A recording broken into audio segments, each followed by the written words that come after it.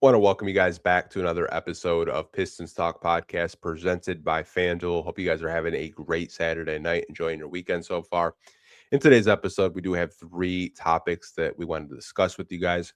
Segment one, what could the Pistons' next big move be? We'll be getting into that. Segment two, top five young cores according to Bleacher Report. Where did the Pistons come in at this list? Too high, too low, or just right? We'll be getting into that. And segment three, we'll be previewing Pistons versus Cavs Summer League game that is tomorrow at 4 p.m. on Amazon Prime. But let's get into segment one. Pistons next move. I'm going to put a graphic on the screen if you guys are watching on YouTube. For audio listener, I'll be reading a quote. And this actually comes from Omari Sankofa. This is from his podcast, the Pistons Pulse podcast. And Jeremy Otto transcribed one part of his podcast and put it on Twitter today and had a lot of people talking. So I'm going to be reading you this quote. It says Omari on the Pistons. Quote, it feels like a roster built for a trade deadline move. It doesn't mean that they're going to wait for the trade deadline to make a move or that it's guaranteed they will before then, although I think the appetite for that is stronger than it's been in a long time for this team. They understand that they have to get better. End quote from Omari Sankofa of the Detroit Free Press in the Pistons Pulse podcast. I would say this. If you look at the contracts, you look at Cade being on a supermax, you look at the other two core members of this team that the Pistons want to build around in Ausar Thompson and Jalen Duren, they're going to need new contracts. So JD is still going through his contract negotiations with the Pistons, Trajan, and the organization. We don't really know what his new deal is going to look like. Who knows, right? Ausar Thompson is extension eligible if he wants to get a new extension done with the Pistons right now, or he can wait until next offseason. I have not seen any reporting about the Pistons and Ausar contract extensions. It's just been, Jalen Duren. So maybe Ausar's representation wants to wait until next offseason. Maybe they do get an extension done and they've been a little bit more low-key about it because it's just been so focused on Jalen Duren. But those are the core three guys that the Pistons want to build around. And Trajan said it during his presser that these players, Ausar Thompson and Jalen Duren, can get expensive. Now, that implies that Trajan is anticipating that their extensions are going to be pretty pricey.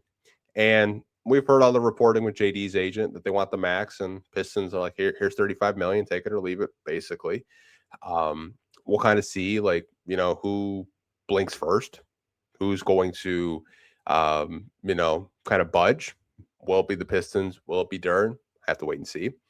Ausar Thompson is interesting because I don't really know what his market is. I know a person like Bobby Marks, who at ESPN said, his market could be in the $30 million range, like 32.5 could be Ausar Thompson's market. So, I mean, you got Cade, Duren, and Ausar. That's anywhere between 120 to 140, depending on how the extension talks go between Duren and Ausar. And then you have to field out a competitive roster. So that kind of circles back to the Pistons have more of an appetite to do something now than later. It's because this team's going to become expensive, and it's going to be a little bit more difficult to make a splash for a trade for an all-star, for a secondary scorer, secondary creator, for Cade Cunningham and this young core to build around. So what Omari is saying is 100% factual. They have more of an appetite because they have to. The past couple of seasons when they had cap flexibility and optionality, this is the last offseason where they'll have wiggle room and some flexibility to do anything. And even with the new deals that they have signed with Isaiah Joe trading for him, John Collins sign and trade, Taurean Prince, I almost said Joe Harris, Gary Harris. If you guys watched Joe Harris during the Pistons, oh man, that was depressing time. Shout out to Joe Harris. But you guys kind of get what I'm saying. This front office right now, I think they understand they have to actually make a big move. A lot of people think they're just sitting on their hands, they're falling asleep at the wheel. They've been in conversations with a lot of big name players like Kawhi, Kyrie Irving, Michael Porter Jr., Trey Murphy. They're making calls. It's just nothing has really even Kevin Durant. Like nothing has really come of it. It's been either teams don't want to trade the player that the Pistons are interested in, or deals fall apart, or the Pistons saying we're not giving you 4 first-round picks. So like they're still trying to find avenues where they can get better. Like it's not just this organization just sitting on their ass and not doing anything. They know they have to make a big move because the core that they're building around Duren and Ausar, they're going to need new contracts. They're not going to be on rookie scale contracts anymore. So I do foresee a big move. Now, is it going to be tomorrow? Is it going to be next week, next month, right before the season? I'm not entirely sure. There have been trades in September that were pretty big. There have been trades right before the season. Like the Karl Anthony Towns trade was right before the season started. Like this offseason is not complete. Like the Pistons, still could make a trade where we feel a little bit more comfortable about their offseason. I think right now, and I've fallen victim to this as well, and I want to take accountability, is I've been very reactionary with each and every move because I was like, there's got to be a bigger plan. There's got to be more light at the end of the tunnel with all these transactions and going from being a 60-win team, number one seed in the East, and everyone around you has gotten better, and you have teams that are going to be healthy like Boston and Indiana, and you even have like rebuilding teams that look pretty good on paper. Like, let's see if they can actually compete in the top 10. Like, are the Pistons still going to be, within that, top 5 range this upcoming season? I'm not sure. Again, like this offseason is not over because it's only July 11th. Like the season doesn't start till October. So just to circle back, obviously, I think the organization knows that they have to make a bigger move. The contracts that they signed so far, you could stack them to get up to that, $30-40 million range to get a player like an MPJ who we talked about yesterday. Maybe New Orleans just stops smoking crack and said like, hey, like, yeah, we'll give you Trey Murphy for 2 first and some rotational players because maybe they're not in the playoff picture after the first month of the season. Like, there's definitely, I think, room for this team to get better. And I think they understand that. Like, this team still does have flaws, even with this offseason. Yes, you address 3-point shooting. Yes, Abuko Corey looks like he's going to help out a lot with the secondary ball handling with Cade Cunningham. But I think we understand, like, this team, to me, you still don't really have a true backup 4. Like, I know Taurean Prince has been capable of playing backup 4, but he's 6'6". Like, I know he's got a longer wingspan for a player of his size, but you don't really have a backup power forward right now. And I think there's still a lot of holes on this roster where they can get better at. But did want to discuss the Pistons' next big move. I do see them making one more move, whether that's a mid-tier move to a small tier move, or possibly, actually making a splash, making a trade. We're going to have to wait and see. But the way Omari kind of worded it, that they have more of a bigger appetite, it's because they almost have to. Like, you almost have to if you want to maximize Cade Cunningham's window. And I think they understand, like, how special of a player Cade is. And, so far this offseason has been like crickets for us. Obviously, we like the additions of Isaiah Joe and John Collins, and getting off Karis LeVert's money was huge because you're actually going to be getting different minutes now with like probably Kevin Huerter and Taurean Prince, and I don't know if Gary Harris is going to be on the roster long term. He kind of seems like the odd man out with how deep the shooting guard room is, but maybe they caught a player like Chaz Lanier who didn't really have the best summer league game this past week. But hey, like, we're just kind of projecting like really far out. But I do see a bigger move on the horizon. And the Pistons are still one of the younger teams in the NBA, and our next segment is best young cores. Now, Bleacher Report made a top 5 list of the best cores in the NBA, and I'll put the graphic on the screen for you guys if you're watching on YouTube. And we compiled every player on the roster under the age of 25, because I think after 26, like, you shouldn't be considered a young core piece. So we're going to go over this list. If you're an audio listener, we'll be reading this top 5. So the top 5 is San Antonio Spurs 1, OKC Thunder 2, Detroit Pistons 3, Houston Rockets 4, Washington Wizards 5. Before we go over the players, I just want to say, I don't really think Houston should be in this graphic. I don't think Houston should be even included in the young core. I'll give you a team who I think actually has a better young core than Houston, in my personal opinion. And I like Amen Thompson. I like Alperen Sengun. I like Reed Shepard. I personally think that Charlotte, to me, has a stronger case of cracking a top 5 than Houston. Houston is a mixture of very old vets and a couple of young guys. Yeah, you have Amen Thompson, Jabari Smith, Reed Shepard, and LP Sengun. I don't really think that when you look at Charlotte, I think Charlotte has a stronger case, especially after all the trades that they made. They have more young pieces that they're building around. But let's go over the Spurs, their young core players. Obviously, Victor Wembanyama, he's 22 years old. Dylan Harper, 20. Stephon Castle, 21. Terrace Reed Jr., their draft pick selection, one of their draft pick selections, he's 22 years old. Carter Bryant, only 20. Kid's going to be a stud. He's just so fun to watch. Spurs have just been really good at drafting over the years. Another one of the draft picks who's probably going to be a redshirt this year, Jaden Quintence, who I think that's how you pronounce his last name. He's 19. The kid's just a defensive monster. Devin Vassell, he's only 25. And Julian Champagnie, 25. You look at the Spurs, this made the NBA Finals. I don't have a problem with them being number 1. Number 2, OKC Thunder. Now, Shea's not in this graphic because he's over 25, but they still have Chet Holmgren, who's 24. Still have Jalen Williams, who's 25. The other Jalen Williams is 24. Thomas Solbert, who's 20, who I don't know how many minutes he's going to get. No, he was selected.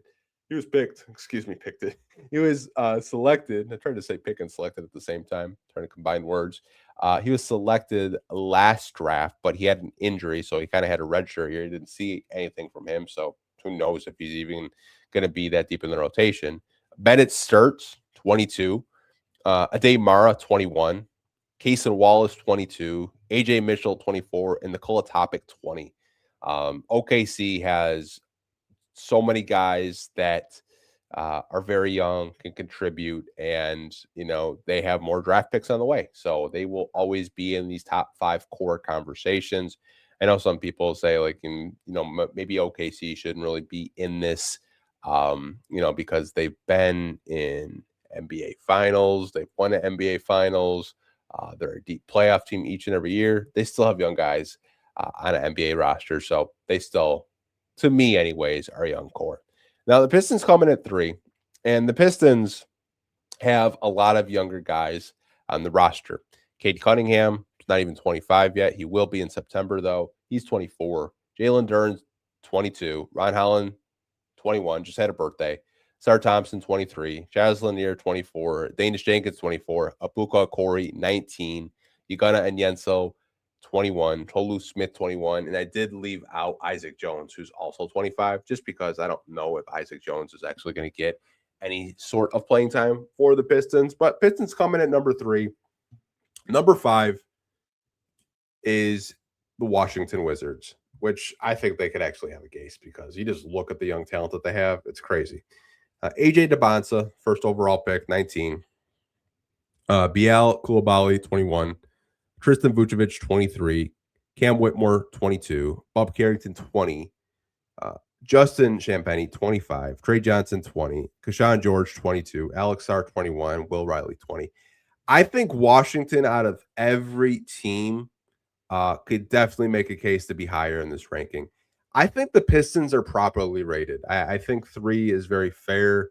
If they were maybe 4 or 5, maybe I'd be like, okay, that's kind of a little bit disrespectful. But personally, I don't think Houston should be included in young cores. Men, Jabari, and Alperen Sengun, that's cool. But I think Washington, when you look at the young players that they have way more intriguing players, way more, potential. Obviously, they haven't won, but I think that's going to change with all the vets that they have on their team. Anthony Davis. I think you have DeAndre Ayton now, Chris Middleton, Trae Young.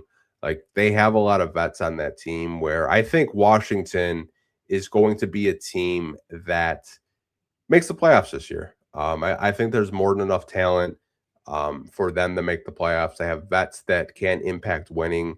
And then you still have Alex Sarr, who's going to be getting better. AJ DeBonta, who is a really good player, obviously. I don't like the foul baiting in the Summer League, by the way. Like, he's been, even though he is getting fouled, he's like selling contact. He looks like a 6'11" Shea out there. I was just like, oh my God. Like, I can't watch a big guy flail around like that. It's infuriating to me. Probably because I grew up in an older generation where the bigs didn't flop, the guards didn't flop. They weren't trying to sell contact. Like, if they actually got hit, they're actually on the ground. They didn't get back up for like at least a minute or two.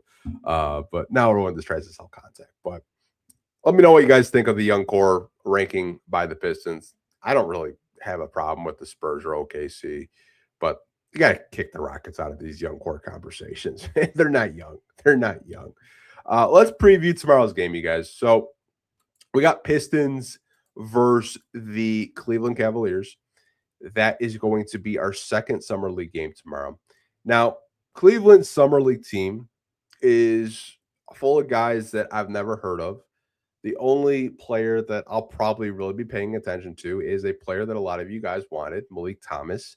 He actually did not get drafted in the first round. He was a second-round selection. He went very quick in the second round. No surprise there. But Malik Thomas is just a bucket getter, can score at all three levels, can facilitate a little bit, has defensive chops, real dog defender. He's a player I'll be looking out for. For the Pistons, obviously, Abuko Corey. I want to see how Ugonna and Yenso bounces back tomorrow. The first game I thought was very underwhelming for him. Does Roddy Gale Jr. have another strong performance? And Drake Allen, is there going to be another player that does stand out? I know Isaac Jones had 22 points, but defensively it was actually pretty bad out there. The Pistons actually make kind of like a lineup switch. So they don't give up so many points and so many second chance points and offensive rebounds. That'll be interesting to see. I don't know if they're going to make that many adjustments because it's the Summer League. I wouldn't really put too much stock if the Pistons win or lose this. What you should just really be focused on if you are a Piston fan is, how does Abuko Corey look? How does he look in half-court sets? How does he look in transition? How does he look defensively? Does he have another strong outing like he did in this 20-point debut for the Pistons? Does Chaz Lanier have more of an impact once they do run him off the three-point line? That's something I'll be paying attention to. And all the other players, I mean, there are some other, Exhibit 10s that I think my, stock level for them is neutral outside of Drake Allen because he did a really good job defensively on LeBaron Philon in the first game. But game 2 tomorrow, I'm just really going to be paying attention to Abuko Corey, Chaz Lanier, and Ugonna and Yenso from the start, and kind of seeing if Ugonna does have more of a bounce back game. If he kind of looks similar, that's definitely going to be a big project for the Motor City Cruise to develop, to get his lateral quickness a little bit better and his conditioning a little bit better. But before we do say goodbye to you guys, we have to hear from our sponsors at the FanDuel Sportsbook. And we have NBA futures out right now, 2026, 2027. Eastern Conference winners and New York Knicks are odds-on favorite. That should not become as a surprise to anyone. Defending NBA champs, they're at a plus 310. Boston Celtics are at a plus 490. Surprising. I don't know how.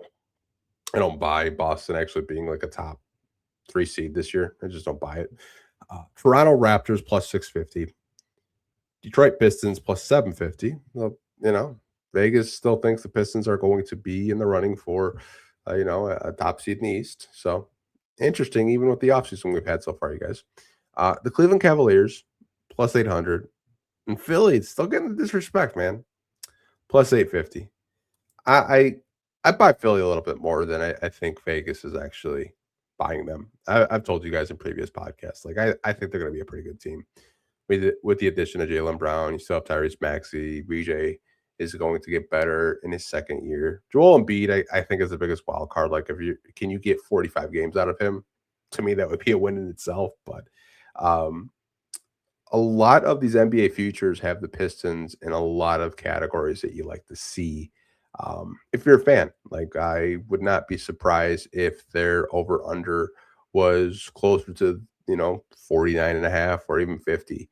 I think they understand that, this is going into year 3 with JB and they've gone from 44 to 60.